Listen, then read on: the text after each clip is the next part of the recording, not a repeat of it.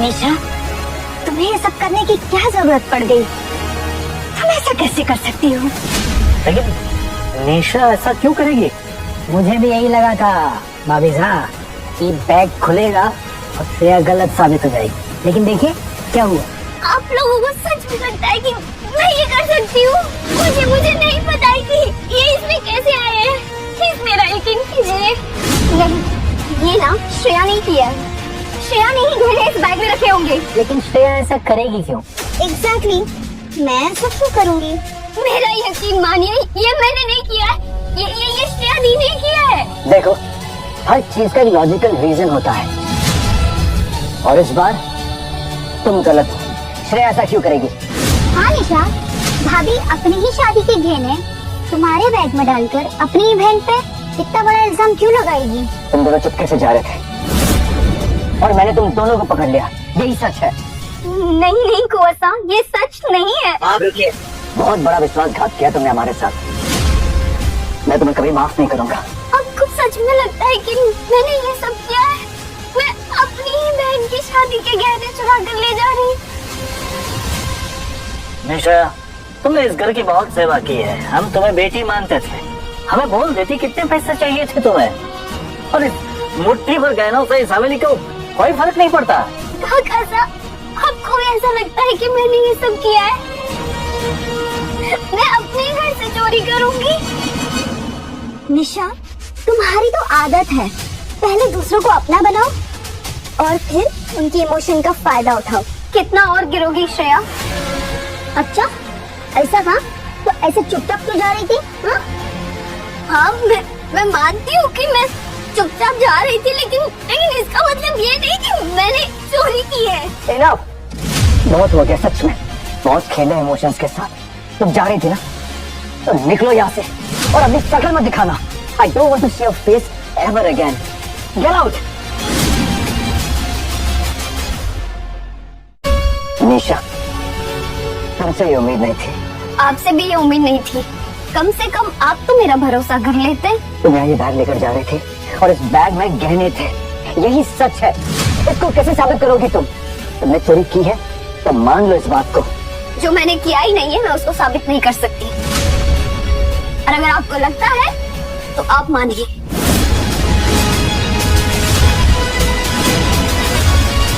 चलो माँ। हाँ, चली जाओ यहाँ से, कोई जरूरत नहीं तुम्हारी। Get out! एक मिनट, पहले मुझे मेरे गहने तो ले लेने दो।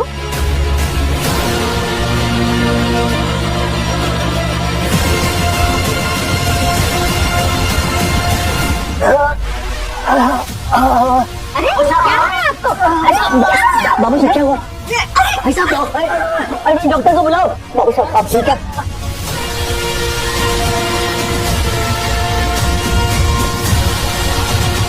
क्या हो रहा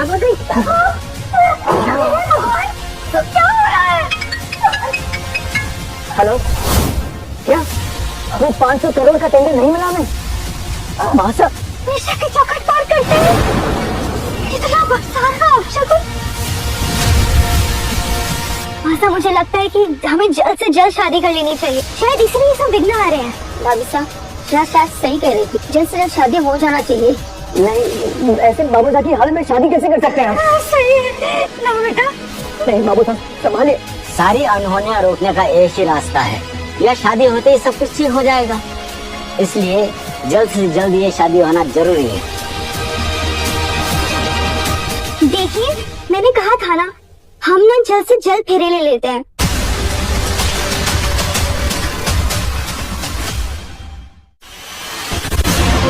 बस एक बार ये शादी हो जाए। फेरे शुरू किए जा।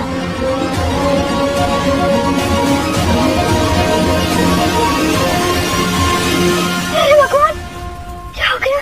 यह असंभव है, हर कार्य के अंदर बाधा हो सकती है, लेकिन यह चिन्ह वाली लड़की, जिसे साक्षात खड्ड श्याम ने यहाँ पर भेजा है, उसके विवाह में बाधा असंभव।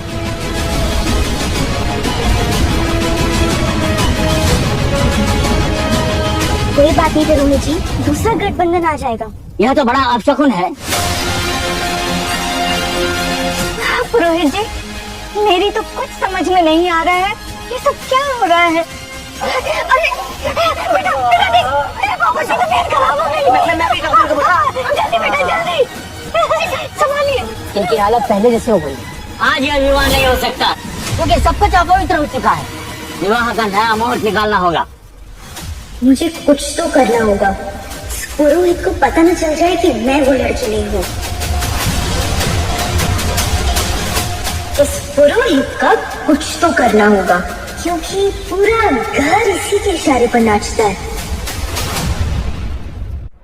भाभी साहब, ये सब क्या हो रहा है? ये अनहोनिया फिर से शुरू हो गई। निशा के जाते ही ये सब होने लगा। भाभी साहब, नौकरानी के आने जाने से कुछ नहीं होता है। हमने विवाह करने में लेट कर दिया। चिरा के आते ही शादी कर देना चाहिए थी इनकी। कहाँ किसा? रोहित जी ने जो मुहूर्त दिया था उससे पहले कैसे शादी करा सकते थे?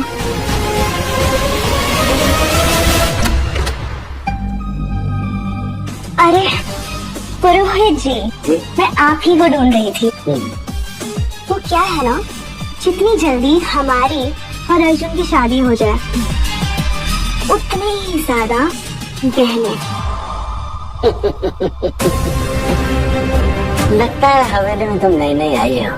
हम पुश्तों से इस हवेली के पुरोहित हैं और इससे ज्यादा तो हमें वैसे दक्षिणा मिल जाया कर। बताइए कितनी कीमत चाहिए? मुझे तो तुम पर पहले ही शक था कि तुम वो नहीं हो। तुम कोई और ही लड़की हो, क्योंकि चिन्ह वाली लड़की के विवाह के अंदर बाधा असंभव। अब बोलो, कौन हो तुम और ये चिन्ह तुमने कहाँ से बनवाया? क्या फर्क पड़ता है पुरोहित जी?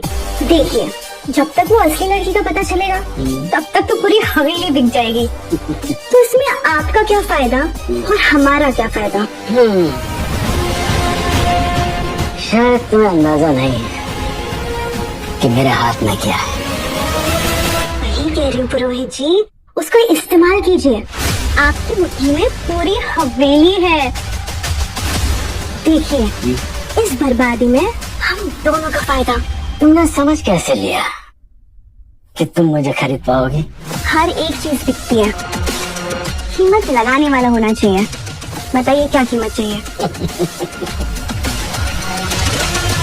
छोटी हवेली। आप जानते हैं आप क्या कह रहे हैं? अच्छी तरह, वरना मैं कल सुबह वापस आऊंगा और सबको बता दूंगा कि तुम वो लड़की नहीं हो। फिर तो तुम्हारा हाथ किस लगेगा और नहीं मेरा हाथ।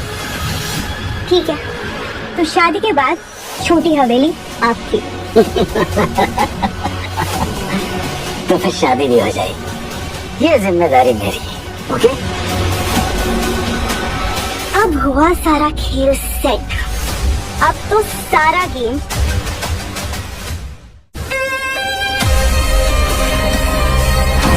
मुझे नहीं पता ये इसमें कैसे आया। आपको सच में लगता है कि मैंने ये सब किया है? मैं अपनी ही बहन की शादी के गहने चुरा कर ले जा रही हूँ।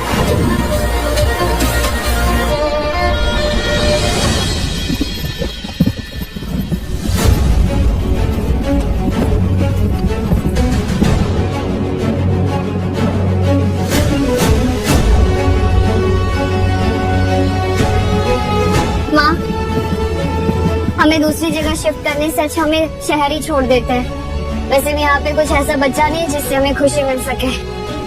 ठीक है बेटा।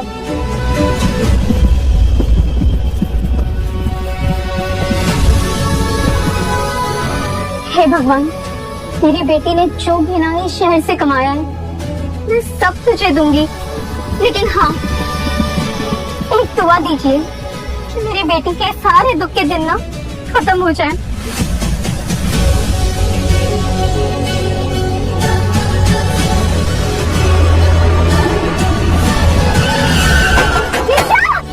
निशा, मेरी बेटी!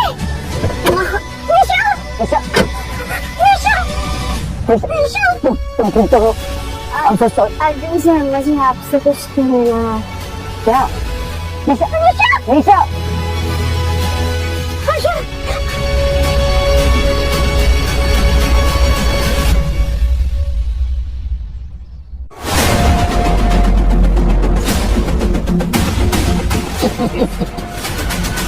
शादी का नया मुहूर्त निकल चुका है। अब सारे के सारे विघ्न दूर हो जाए। अर्जुन कहाँ है? संदीप, अर्जुन को फोन लगा, कहाँ रह गया वो? बस अब कुछ ही देर में मैं इस हवेली की बहू बन जाऊंगी और फिर इतना पैसा होगा कि उदयपुर खरीद सकती हूँ। मैं यहाँ हूँ।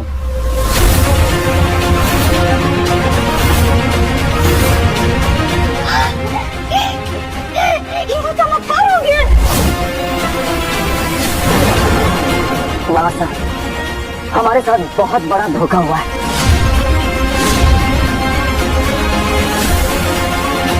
आपका दिल सही कह रहा था माँ। श्रेया के आने से कोई संकट नहीं टला। संकट टला है तो निशा के आने से। ये सारी अपशुकन शुरू हुए तो निशा के जाने से।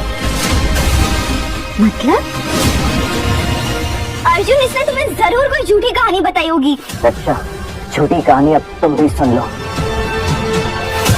आप सब सुन ले, सच क्या है। असली चिन्ह वाली लड़की ये श्रेया नहीं बल्कि निशा है।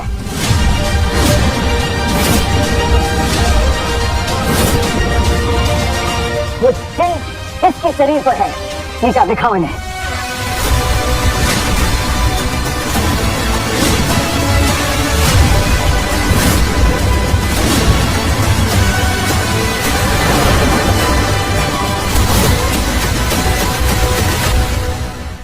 ये है वो असली बर्थ मार्क वाली लड़की जिसे हमें तलाश थी। और श्रेया के बदन पे जो निशान है वो एक टैटू है। झूठ है ये सब। हम झूठ बोल रहे हैं, अभी सच सामने आ जाएगा। राघव, सच बताओ इन्हें। जी हाँ, ये टैटू मैंने बनाया इनके कमर में उस दिन, और उस दिन का पेमेंट भी नहीं दिया। राघव, तुम जा सकते हो। Thank you. और सच जानना चाहती हो तुम तो ये लो। कुंती माँ, कुंवर साहब बिल्कुल सच कह रहे हैं। ये देखिए, मेरी बेटी श्रेया के कमर पर कोई निशान नहीं, बल्कि जिस दिन कुंवर साहब हमारे घर आए थे ना, उसी दिन श्रेया ने अपने कमर पर जाकर एक टैटू बनवा लिया। मुझे तो इस निशान के साथ में निशा मिली थी बचपन में। अर्जुन, ये दोनों झूठ बोल रहे हैं, मुझे फंसाने की कोशिश कर रहे हैं।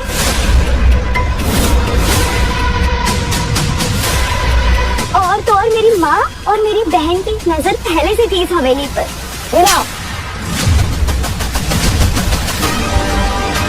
बहुत बोल दिया तुमने, एक और शब्द नहीं।